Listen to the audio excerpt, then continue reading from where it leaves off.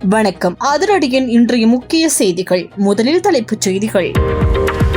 ஒரு நாளைக்கு இலங்கையில 3 மனிதர்கள் இறந்து கொண்டிருக்கிறார்கள். வடக்குல இருக்கிற ஆர்டிஎச்எஸ் இருக்கலாம், பிடிஎச்எஸ் இருக்கலாம், முழு பேரும் கலர் ரீச்சா என்று சொல்லப்படுகின்ற பண்ணை. அங்க உற்பத்தி செய்யப்படுற பழங்கள்ல பாவிக்கப்படுறது முழுக்க சடலத்திற்கு பாவிக்கும் மருந்தை பழங்களுக்கு பயன்படுத்துகிறதா வடக்கின் பிரபல நிறுவனம். சபையில் பல்வேறு குற்றச்சாட்டுக்களை முன்வைத்த அர்ச்சுனா. வெளியிடப்பட்ட மேலும் பல கருத்துக்கள்.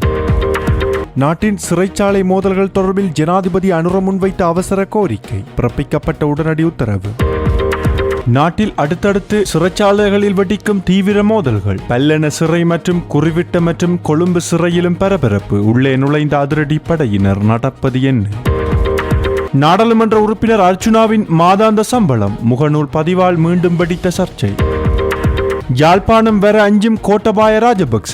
முக்கிய வழக்கு ஒன்றிற்காக பிறப்பிக்கப்பட்ட அதிரடி உத்தரவு. பல்வேறு திசைகளில் பாயும் சட்ட நடவடிக்கைகள். அதிர்ச்சியில் உறைந்து போன ராஜபக்ச குடும்பம்.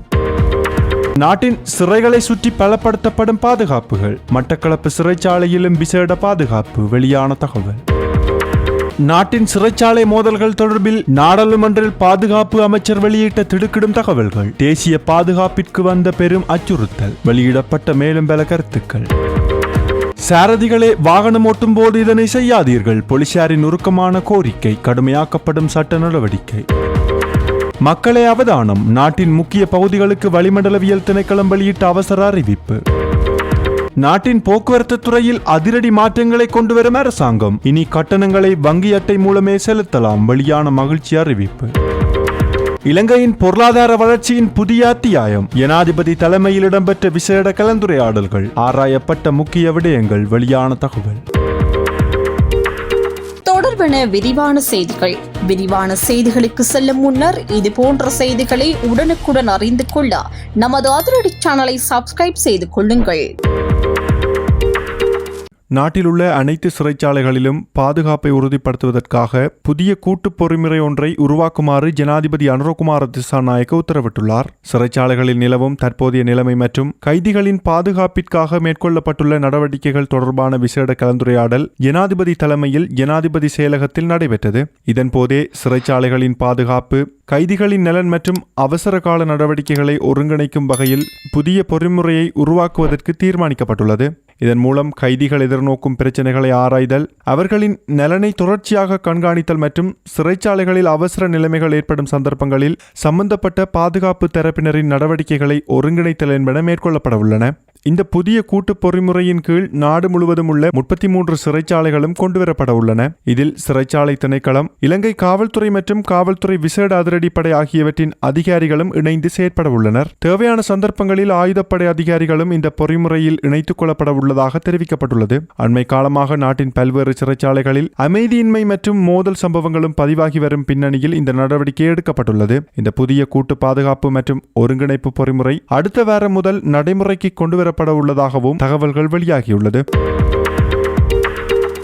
அதாவது மருந்துகள் அடித்து பழங்கள் விற்கப்படுகிறது தொடர்பான சிறப்பு பேரணியை கொண்டு வந்ததுக்கு எங்களுடைய மனமார்ந்த நன்றிகள். உண்மையாக இது ஒரு மருத்துவம் சார்ந்த பிரேரணை.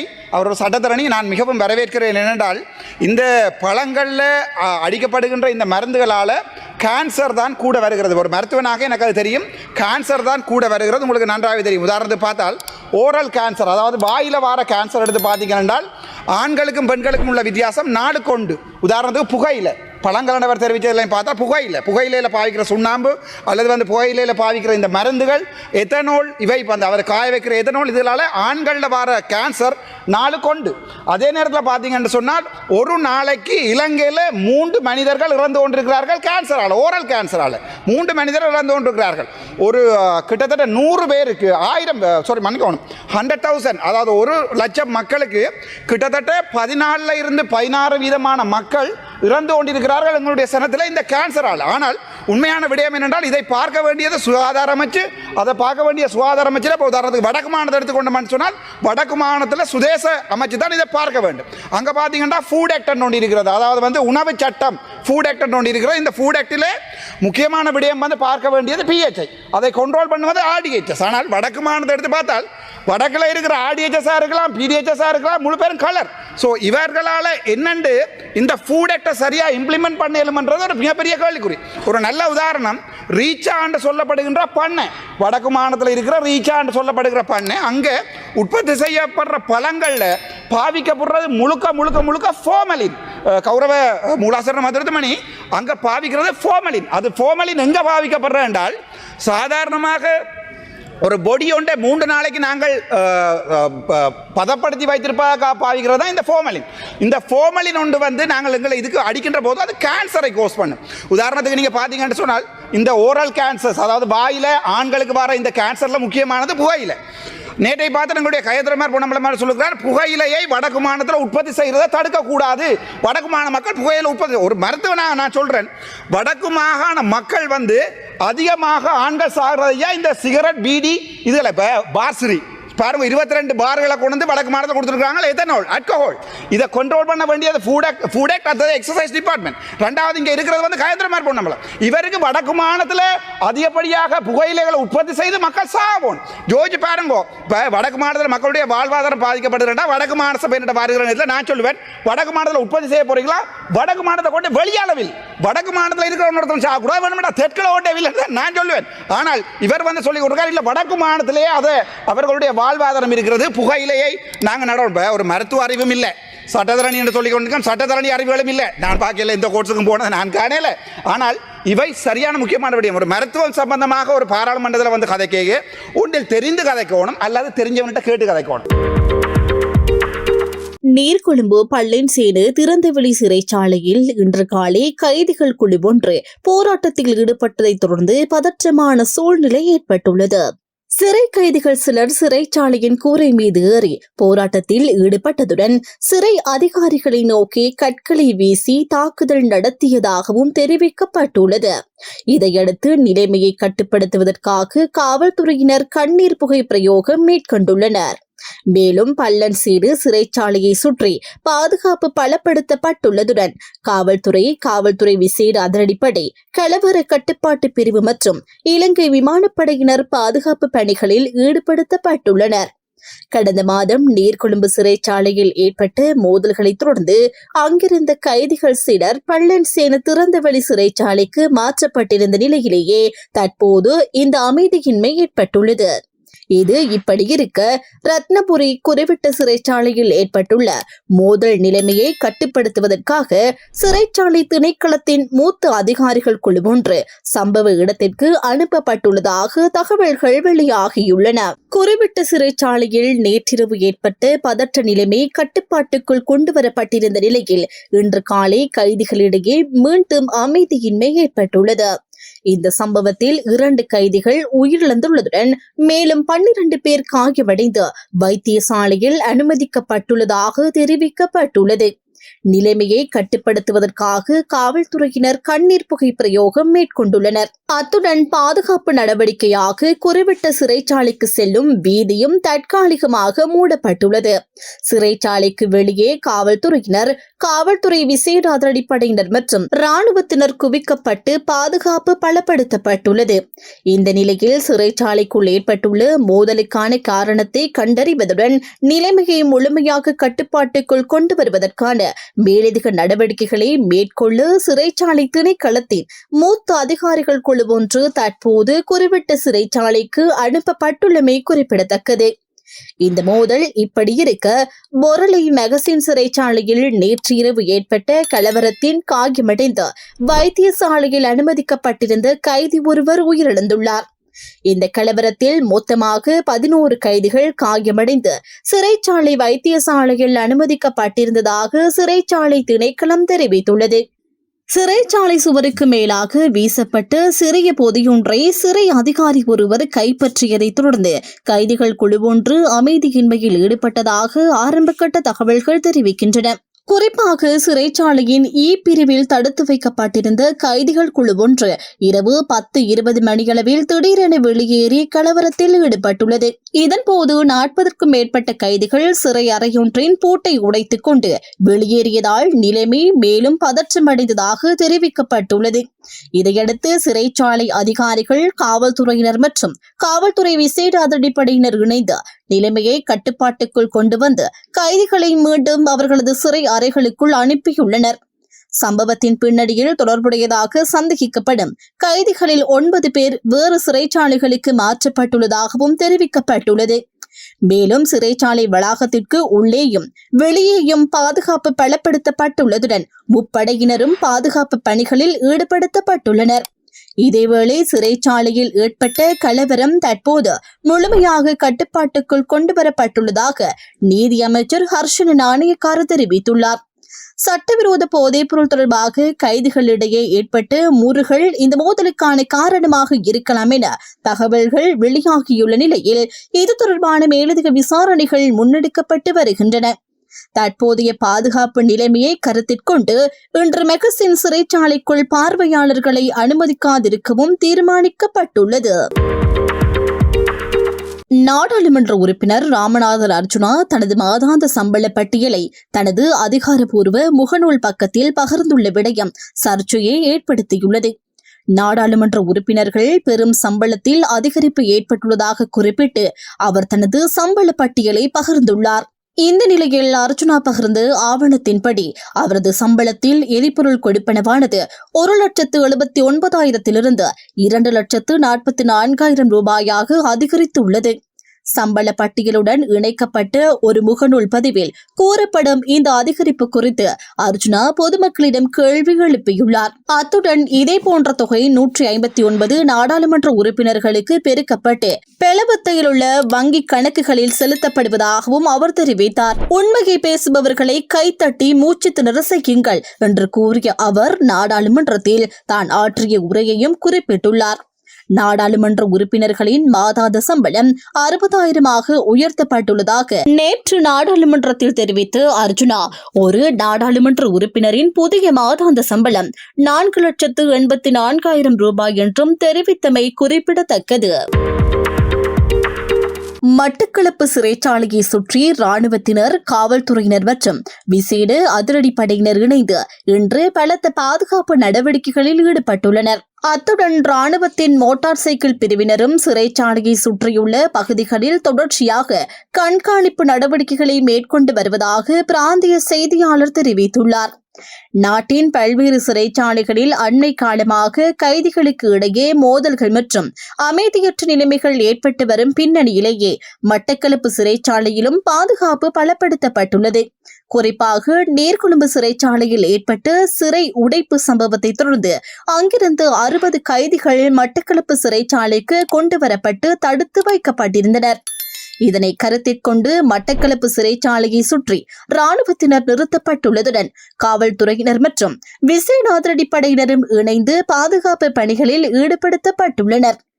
நீர்கொழும்பிலிருந்து கொண்டுவரப்பட்ட 60 கைதிகளில் தற்போது 42 பேர் மட்டக்களப்பு சிறைச்சாலையில் இருப்பதாக தெரிவிக்கப்பட்டுள்ளது.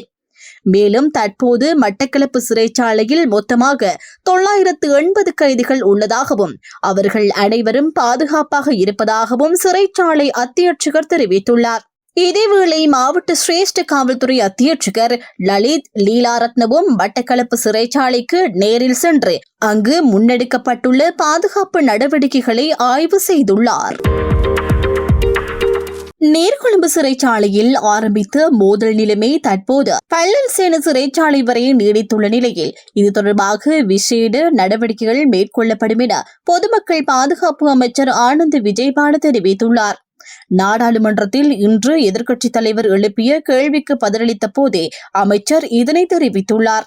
சிறைச்சாலைகளில் அடுத்தடுத்து இடம்பெற்று வரும் மோதல்களின் பின்னணி தொடர்பாக கிடைத்துள்ள புலனாய்வு தகவல்களின்படி போதைப்பொருள் கடத்தலுடன் தொடர்புடைய நபர்களின் திட்டமிட்ட சதி இதன் பின்னணியில் இருக்கலாம் என்ற சந்தேகம் எழுந்துள்ளதாக அமைச்சர் குறிப்பிட்டுள்ளார். குறிப்பாக நேற்று மெகசின் சிறைச்சாலையில் ஏற்பட்ட கலவரத்தில் கைதி ஒருவர் உயிரிழந்துள்ளதுடன் குறிப்பிட்ட சிறைச்சாலையில் ஏற்பட்ட மோதலில் 2 பேர் உயிரிழந்துள்ளதாகவும் அவர் சுட்டிக்காட்டியுள்ளார். இந்த நிலையில் தற்போது பள்ளன்சேன சிறைச்சாலையிலும் மோதல் நிலைமை ஏற்பட்டுள்ளது. இந்த சம்பவங்கள் அனைத்தையும் ஒன்றிணைத்து பார்க்கும்போது அவற்றின் பின்னணியில் திட்டமிட்ட சதி இருக்கலாம் என்ற சந்தேகம் வலுப்பெற்றுள்ளதாக அமைச்சர் தெரிவித்துள்ளார். இதையடுத்து நாட்டில் உள்ள அனைத்து சிறைச்சாலைகளிலும் பாதுகாப்பு பலப்படுத்தப்பட்டுள்ளதுடன் சம்பவங்களின் பின்னணியை கண்டறிய விசேட நடவடிக்கைகள் முன்னெடுக்கப்பட உள்ளதாகவும் அவர் கூறியுள்ளார். இதேவேளை நாடாளுமன்றத்தில் கருத்து தெரிவித்த எதிர்க்கட்சித் தலைவர் சிறைச்சாலைகளில் தொடர்ச்சியாக ஏற்படும் மோதல்களை அரசாங்கம் மிகவும் பாரதூரமான விடயமாக கருத வேண்டும் என வலியுறுத்தியுள்ளார். இந்த நிலைமை தேசிய பாதுகாப்பு சவாலாக மாறக்கூடும் என தெரிவித்த அவர் சிறைச்சாலை மோதல்களின் பின்னணியை முழுமையாக விசாரித்து கடுமையான நடவடிக்கைகளை அரசாங்கம் மேற்கொள்ள வேண்டும் என்றும் வலியுறுத்தியுள்ளார். வாகனம் செலுத்தும் போது கையடக்க தொலைபேசி உள்ளிட்ட சாதனங்களில் காணொளிகளை பார்ப்பதை முற்றாக தவிர்க்குமாறு பொதுமக்களுக்கு காவல்துறை எச்சரிக்கை விடுத்துள்ளது. விபத்துகளின்றி பாதுகாப்பாக இலக்கை அடைவதற்கு சாரதிகள் தங்களது முழு கவனத்தையும் வீதியில் செலுத்த வேண்டும் என பொது பாதுகாப்பு தொடர்பாக வெளியிடப்பட்ட விசேட அறிவிப்பில் காவல்துறை தெரிவித்துள்ளது. வாகனம் செலுத்தும் போது சில வினாடிகள் காணொளியை பார்ப்பதற்காக வீதியிலிருந்து கவனம் திசை திரும்பினாலும் எதிரே வரும் வாகனம் பாதசாரி அல்லது திடீரென ஏற்படும் தடையை அடையாளம் கண்டு விபத்தை தவிர்ப்பதற்கான முக்கியமான நேரத்தை சாரதிகள் இழக்க நேரிடும் என எச்சரிக்கப்பட்டுள்ளது. குறிப்பாக சில வினாடிகள் ஏற்படும் கவனச்சிதறல் கூட பாரிய விபத்துக்கும் உயிரிழப்புக்கும் காரணமாக அமையக்கூடும் என காவல்துறை சுட்டிக்காட்டியுள்ளது. சாரதிகள் தங்களது உயிரை மட்டுமன்றி வாகனத்தில் பயணிப்பவர்கள் மற்றும் வீதியை பயன்படுத்தும் பாதசாரிகளின் உயிர்களையும் பாதுகாக்க வேண்டிய பொறுப்பை கொண்டுள்ளனர் என்றும் நினைவூட்டப்பட்டுள்ளது. எனவே பயணத்தை முழுமையாக நிறைவு செய்த பின்னரே காணொளிகள் மற்றும் ஏனைய பொழுதுபோக்கு அம்சங்களை பார்க்குமாறு காவல்துறை அறிவுறுத்தியுள்ளது. காணொளிகளை பின்னர் பார்க்கலாம், ஆனால் இழந்த உயிரை மீண்டும் பெற முடியாது எனவும் காவல்துறை அழுத்தமாக எச்சரித்துள்ளது. இதனால் வீதியை பயன்படுத்தும் அனைவரும் மிகுந்த அவதானத்துடன் செயற்படுவதுடன் சாரதிகள் முழு கவனத்துடன் வாகனங்களை செலுத்தி விபத்துக்களை தவிர்க்குமாறும் கேட்டுக் கொள்ளப்பட்டுள்ளனர். காணாமலாக்கப்பட்ட மனித உரிமை செயற்பாட்டாளர்களான லலித்குமார் வீரராஜ் மற்றும் குகன் முருகானந்தன் ஆகியோர் தொடர்பான வழக்கில் முன்னாள் ஜனாதிபதி கோட்டாபய ராஜபக்சவுக்கு யாழ்ப்பாணம் நீதவான் நீதிமன்றம் விசேட உத்தரவு ஒன்றை பிறப்பித்துள்ளது. இந்த வழக்கில் சாட்சியம் அளிப்பதற்காக எதிர்வரும் செப்டம்பர் மாதம் 29ஆம் தேதி கொழும்பு நீதவான் நீதிமன்றத்தில் முன்னிலையாகுமாறு கோட்டாபய ராஜபக்சவுக்கு உத்தரவிடப்பட்டுள்ளது. அன்றைய தினம் அவர் கொழும்பு நீதவான் நீதிமன்றத்தில் நேரில் முன்னிலையாகி அங்கிருந்து இணையவழி ஊடாக யாழ்ப்பாணம் நீதவான் நீதிமன்றத்திற்கு சாட்சியம் அளிக்க அனுமதி வழங்கப்பட்டுள்ளது. 2011ஆம் ஆண்டு டிசம்பர் மாதம் 10ஆம் தேதி சர்வதேச மனித உரிமைகள் தினத்தை முன்னிட்டு யாழ்ப்பாணத்தில் நடத்த திட்டமிடப்பட்டிருந்த காணாமல் போனோரின் உறவினர்களது போராட்டத்தை ஒருங்கிணைக்கும் பணியில் லலித்குமார் வீரராஜ் மற்றும் குகன் முருகானந்தன் ஆகியோர் ஈடுபட்டிருந்தனர். அந்த சந்தர்ப்பத்தில் ஆவரங்கால் பகுதியில் வைத்து இருவரும் காணாமல் போனதாக தெரிவிக்கப்பட்டுள்ளது. இதையடுத்து 2012ஆம் ஆண்டு அவர்களது உறவினர்களால் கொழும்பு மேன்முறையீட்டு நீதிமன்றத்தில் ஆட்கொணர்வு மனு தாக்கல் செய்யப்பட்டது. இந்த சம்பவம் தொடர்பான சாட்சிகளை விசாரணை செய்து அறிக்கை சமர்ப்பிக்குமாறு யாழ்ப்பாணம் நீதவான் நீதிமன்றத்திற்கு மேன்முறையீட்டு நீதிமன்றம் உத்தரவிட்டிருந்தது. அதன்படி 2012ஆம் ஆண்டு செப்டம்பர் மாதம் 19ஆம் தேதி யாழ்ப்பாணத்தில் இந்த வழக்கு தொடர்பான விசாரணைகள் ஆரம்பிக்கப்பட்டன. பின்னர் 2017ஆம் ஆண்டு இந்த வழக்கின் சாட்சிகள் பட்டியலில் அப்போதைய முன்னாள் பாதுகாப்பு செயலாளர் கோட்டாபய ராஜபக்சவின் பெயரும் சேர்க்கப்பட்டது. எனினும் பாதுகாப்பு காரணங்களால் யாழ்ப்பாணம் நீதிமன்றத்தில் தம்மால் நேரில் முன்னிலையாக முடியாது என தெரிவித்து கோட்டாபய ராஜபக்ச தனது சட்டத்தரணிகள் ஊடாக இணைய வழியில் சாட்சியம் அளிப்பதற்கு அனுமதி கோரியிருந்தார். இந்த கோரிக்கையை ஏற்றுக்கொண்ட நீதிமன்றம் பொருத்தமான நீதவான் நீதிமன்றம் ஒன்றில் அவர் நேரில் முன்னிலையாகி அங்கிருந்து இணைய வழியில் சாட்சியம் அளிப்பதற்கு அனுமதி வழங்கியிருந்தது. இந்த நிலையில் வழக்கு இன்று மீண்டும் விசாரணைக்கு எடுத்துக் கொள்ளப்பட்ட போது எதிர்வரும் செப்டம்பர் 29ஆம் தேதி கொழும்பு நீதவான் நீதிமன்றத்தில் முன்னிலையாகி அங்கிருந்து யாழ்ப்பாணம் நீதவான் நீதிமன்றத்திற்கு சாட்சியம் அளிக்குமாறு முன்னாள் ஜனாதிபதி கோட்டாபய ராஜபக்சவுக்கு உத்தரவிடப்பட்டுள்ளது. நாட்டின் பல பகுதிகளில் பலத்த காற்று வீசக்கூடும் என்பதால் வளிமண்டலவியல் திணைக்களம் அம்பர் எச்சரிக்கை விடுத்துள்ளது. இன்று ஆகஸ்ட் 7ஆம் தேதி வெளியிடப்பட்டுள்ள இந்த எச்சரிக்கை நாளை ஆகஸ்ட் 8ஆம் தேதி முற்பகல் 11:30 மணி வரை செல்லுபடியாகும் என அறிவிக்கப்பட்டுள்ளது. இதன்படி வடமத்திய, வடமேல், சப்ரகமுவ, மத்திய மற்றும் தென் மாகாணங்களில் பலத்த காற்று வீசக்கூடும் என எதிர்பார்க்கப்படுகின்றது. தற்போது தீவிரமடைந்துள்ள தென்மேற்கு பருவப்பெயர்ச்சி வானிலை காரணமாக குறித்த மாகாணங்களில் அவ்வப்போது மணித்தியாலத்திற்கு 40 முதல் 50 கிலோமீட்டர் வேகத்தில் பலத்த காற்று வீசக்கூடும் என வளிமண்டலவியல் திணைக்களம் தெரிவித்துள்ளது. அத்துடன் இடியுடன் கூடிய மழை பெய்யும் சந்தர்ப்பங்களில் தற்காலிகமாக மிகவும் பலத்த காற்று வீசுவதற்கும் மின்னல் தாக்கங்கள் ஏற்படுவதற்கும் வாய்ப்புள்ளதாக எச்சரிக்கப்பட்டுள்ளது. எனவே பலத்த காற்றினால் மரங்கள் மற்றும் மரக்கிளைகள் முறிந்து விழுதல் உள்ளிட்ட பாதிப்புகள் ஏற்படக்கூடும் என்பதால் பொதுமக்கள் தேவையான முன்னெச்சரிக்கை நடவடிக்கைகளை மேற்கொண்டு மிகுந்த அவதானத்துடன் செயற்படுமாறு வளிமண்டலவியல் திணைக்களம் அறிவுறுத்தியுள்ளது. இலங்கையில் பேருந்து பயண கட்டணங்களை வங்கி அட்டைகள் மூலம் செலுத்தக்கூடிய புதிய முறை விரைவில் அறிமுகப்படுத்தப்பட உள்ளதாக போக்குவரத்து மற்றும் நெடுஞ்சாலைகள் பிரதியமைச்சர் பிரசன்ன குணசேன தெரிவித்துள்ளார். பொது போக்குவரத்து சேவையை நவீனமயப்படுத்தும் நடவடிக்கைகளின் ஒரு பகுதியாக இந்த புதிய கட்டண முறை அறிமுகப்படுத்தப்பட உள்ளதாக அவர் குறிப்பிட்டுள்ளார். இதன் மூலம் பயணிகள் பேருந்துகளில் பயணிக்கும் போது பணமாக கட்டணம் செலுத்துவதற்கு பதிலாக வங்கி அட்டைகளை பயன்படுத்தி தங்களது பயண கட்டணங்களை செலுத்தக்கூடிய வசதி ஏற்படுத்தப்பட உள்ளது. இலங்கை போக்குவரத்து சபையால் தற்போது முன்னெடுக்கப்பட்டு வரும் நவீனமயமாக்கல் நடவடிக்கைகள் பேருந்து சேவைகளின் தரத்தை உயர்த்துதல், பயணிகளுக்கு ஏற்படும் அசௌகரியங்களை குறைத்தல் மற்றும் பயண வசதிகளை மேம்படுத்துதல் ஆகியவற்றை இலக்காக கொண்டுள்ளதாக பிரதியமைச்சர் தெரிவித்துள்ளார். அத்துடன் தனியார் பேருந்து சேவைகளுடன் ஆரோக்கியமான போட்டியை உருவாக்குவதும் இந்த நவீனமயமாக்கல் நடவடிக்கைகளின் மற்றொரு நோக்கமாகும். பொது போக்குவரத்து துறைக்கான உயர்ந்த தரநிலைகளை முதலில் இலங்கை போக்குவரத்து சபை உருவாக்க வேண்டும் என்றும் அவ்வாறான தரநிலைகள் நடைமுறைப்படுத்தப்பட்ட பின்னர் தனியார் போக்குவரத்து துறையும் அவற்றை பின்பற்றும் என்றும் பிரதியமைச்சர் பிரசன்ன குணசேன தெரிவித்துள்ளார். நாட்டில் மேற்கொள்ளப்படும் புதிய விஞ்ஞான ஆராய்ச்சிகள் பொதுமக்களின் வாழ்க்கை தரத்தை மேம்படுத்துவதுடன் தேசிய பொருளாதார வளர்ச்சிக்கும் நேரடியாக பங்களிக்க வேண்டும் என ஜனாதிபதி அனுரகுமார் திசாநாயக்க தெரிவித்துள்ளார். விஞ்ஞான மற்றும் தொழில்நுட்ப அமைச்சினால் 2026ஆம் ஆண்டில் முன்னெடுக்கப்படும் திட்டங்களின் முன்னேற்ற மீளாய்வு மற்றும் 2027ஆம் ஆண்டுக்கான வரவு செலவு திட்ட பூர்வாங்க கலந்துரையாடல் ஜனாதிபதி அலுவலகத்தில் நடைபெற்ற போதே அவர் இதனை தெரிவித்துள்ளார். உலகில் அதிக வருமானம் ஈட்டும் நாடுகளின் வளர்ச்சியில் ஆராய்ச்சி மற்றும் அபிவிருத்தி முக்கிய பங்காற்றியுள்ளதாக சுட்டிக்காட்டிய ஜனாதிபதி எதிர்கால உலகில் வெற்றி பெற விஞ்ஞானம் மற்றும் தொழில்நுட்பத்தை சரியாக பயன்படுத்துவது அவசியம் என குறிப்பிட்டுள்ளார். மக்களின் அன்றாட தேவைகளை பூர்த்தி செய்வதற்கும் அவர்களின் வருமானத்தை அதிகரிப்பதற்கும் தேவையான தகவல்கள் மற்றும் தரவுகளை வழங்கக்கூடிய முறையான கட்டமைப்பு உருவாக்கப்பட வேண்டும் என்றும் அவர் வலியுறுத்தியுள்ளார். அத்துடன் பல்வேறு அமைச்சுகளின் கீழ் இயங்கும் ஆராய்ச்சி பிரிவுகளுக்கு நிதி ஒதுக்கீடு செய்யும் போது அவற்றை ஒருங்கிணைப்பதற்காக விஞ்ஞான மற்றும் தொழில்நுட்ப அமைச்சின் கீழ் விசேட பிரிவொன்றை உருவாக்குவதன் அவசியத்தையும் ஜனாதிபதி சுட்டிக்காட்டியுள்ளார்.